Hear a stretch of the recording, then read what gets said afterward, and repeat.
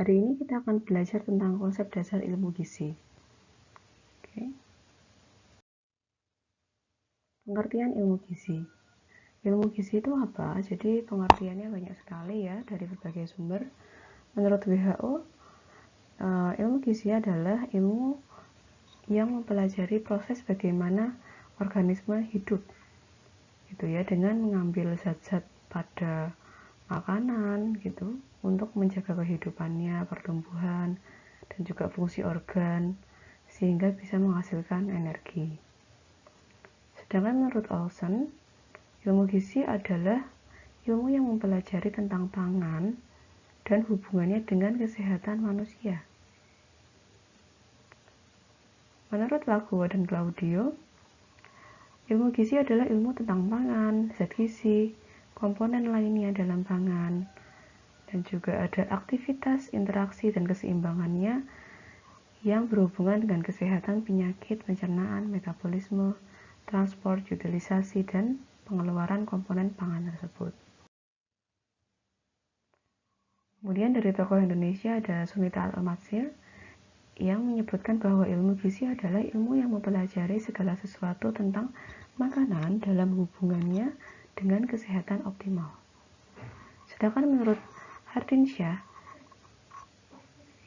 ilmu gizi adalah ilmu yang mempelajari zat dari pangan yang bermanfaat bagi kesehatan, meliputi proses yang terjadi dari pangan sejak dikonsumsi, dicerna, diserap, sampai digunakan oleh tubuh, dan juga dampaknya terhadap pertumbuhan, perkembangan, produktivitas kerja, dan kelangsungan hidup manusia, serta yang mempengaruhinya. Nah, dari sekian banyak pengertian yang paling sering digunakan adalah dari tokoh Indonesia, yaitu Bu Sunita Al-Matsir, yaitu yang menyebutkan ilmu gizi adalah ilmu yang mempelajari segala sesuatu tentang makanan dalam hubungannya dengan kesehatan optimal. Itu adalah ilmu gizi.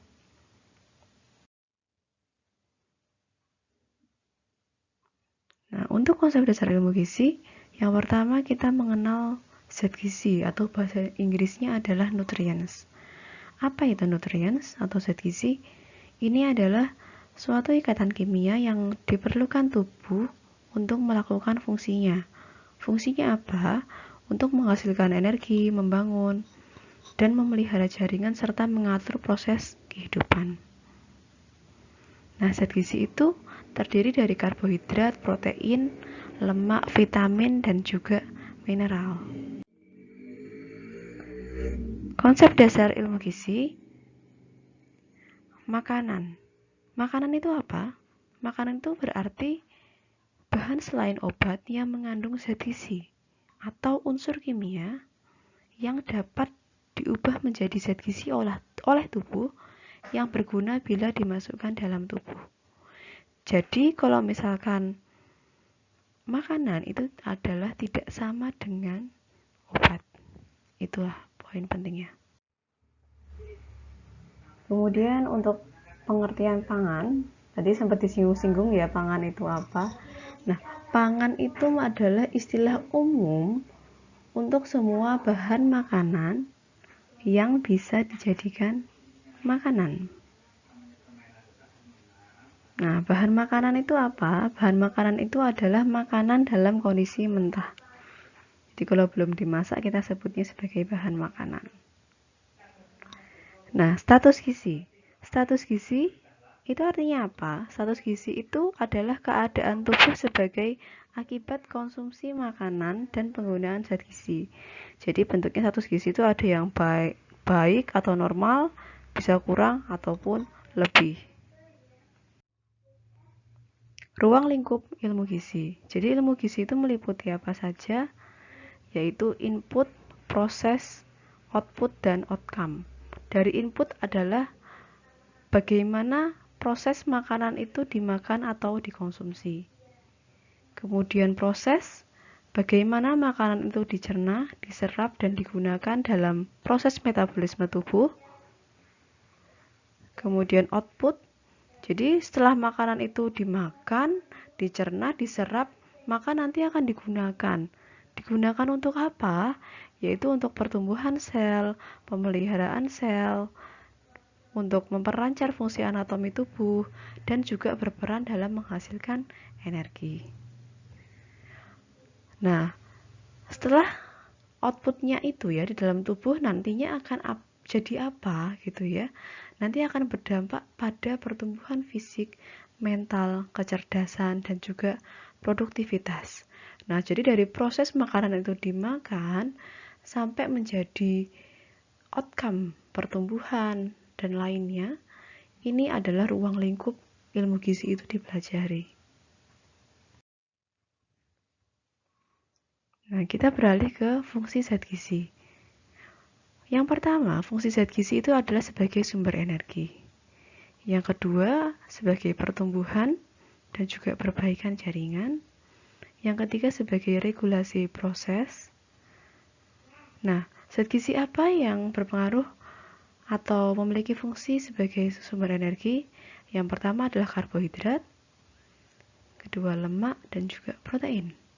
Jadi zat gizi ini tiga-tiganya memiliki dampak terhadap energi. Jadi kalau misalnya mau diet, ya yang dikurangi ini, karena energi itu nantinya akan menjadi sumber energi. Seandainya tidak seimbang, misalnya kelebihan energi nanti akan menjadi tumpukan lemak. Nah, kemudian fungsi kedua adalah sebagai pertumbuhan dan perbaikan jaringan. Ini zat gizi yang berperan adalah protein dan juga lemak. Mineral juga punya fungsi terhadap pertumbuhan dan perbaikan jaringan. Kemudian vitamin. Vitamin ini juga punya fungsi pada pertumbuhan dan perbaikan jaringan.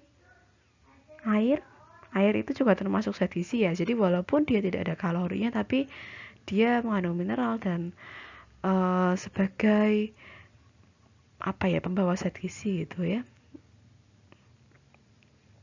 Dan juga fungsi ketiga regulasi proses.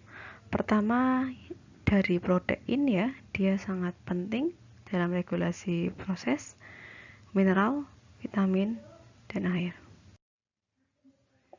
Keseimbangan gizi.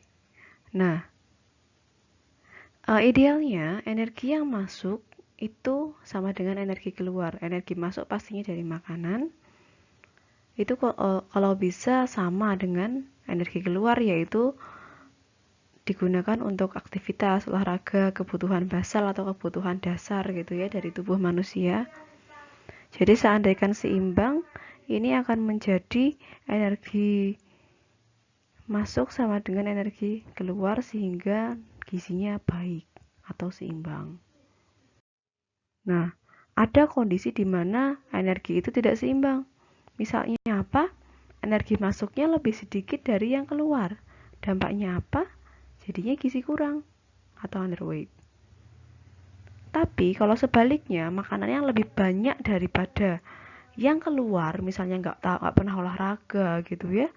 Jadi makanan itu hanya untuk aktivitas biasa dan juga kebutuhan dasar dari tubuh. Dampaknya yaitu gizi lebih atau overweight. Nah, misalkan terjadi masalah ketidakseimbangan gizi. Kira-kira apa yang terjadi? Nah, kalau kekurangan gizi, maka akan ada gangguan. Gangguan apa? Gangguan pertumbuhan, gangguan produksi kerja, gangguan pertahanan tubuh atau imunitas.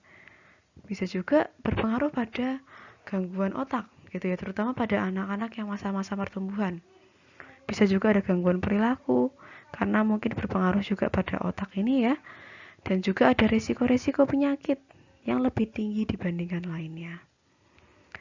Nah, misalkan kelebihan, dampaknya apa? Pastinya gemuk ya, atau kalau misalkan lebih ekstrimnya jadi obesitas.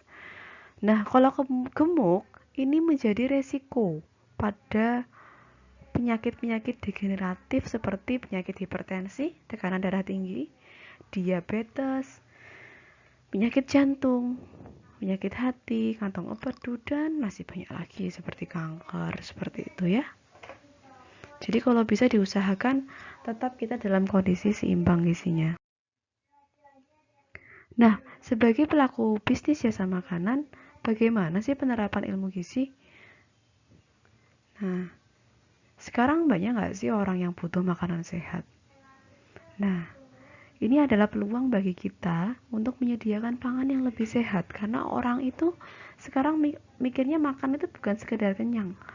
Oke, mungkin bagi mahasiswa gitu ya, atau mungkin bagi orang yang masih ekonominya menengah ke bawah, memang makanan itu sebagai pemenuh perut ya, atau mungkin sebagai asal kenyang aja gitu ya. Yang penting makan, yang penting kenyang.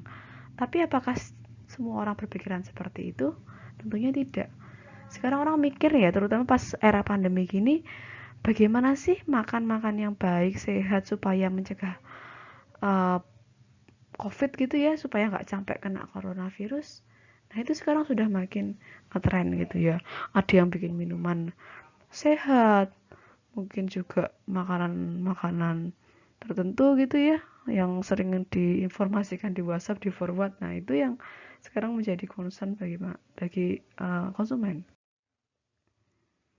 Nah sebagai pelaku bisnis, ilmu gizi ini bisa menjadi tambahan value atau nilai dari produk bisnis makanan. Misalnya ini ada salah satu yang saya screenshot ya dari Gourmet ya. Ini adalah salah satu catering yang mempertimbangkan aspek gizi dan kesehatannya gitu ya, sehingga mereka memiliki nilai plus dalam uh, meningkatkan kesehatan gitu ya, tujuannya seperti itu. Ada juga My Meal, ini ada catering sehat juga, atau ada juga dalam bentuk produk-produk seperti makanan tinggi serat gitu ya. Dulu mungkin ada Vegeta, ini ada Fibro gitu ya, yang diklaim bisa menurunkan berat badan gitu. Nah juga ada produk WRP ya, maaf ya sebut merek ya.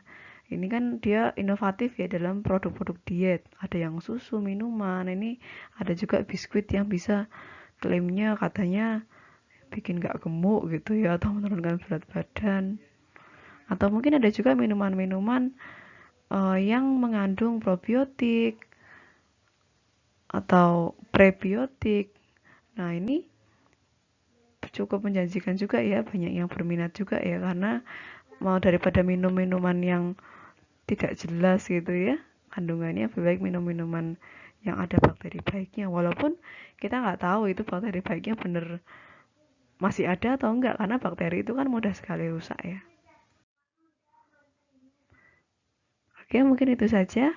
Sekian dari perkuliahan kita hari ini. Saya harap dari perkuliahan ini bisa menambah pengetahuan dan juga bisa meningkatkan kreativitas dari teman-teman mahasiswa. Misalkan ada mata kuliah atau topik-topik perkuliahan yang kurang paham, silahkan ditanyakan di forum diskusi. Oke, sekian. Terima kasih. Semoga bermanfaat. Wassalamualaikum warahmatullahi wabarakatuh.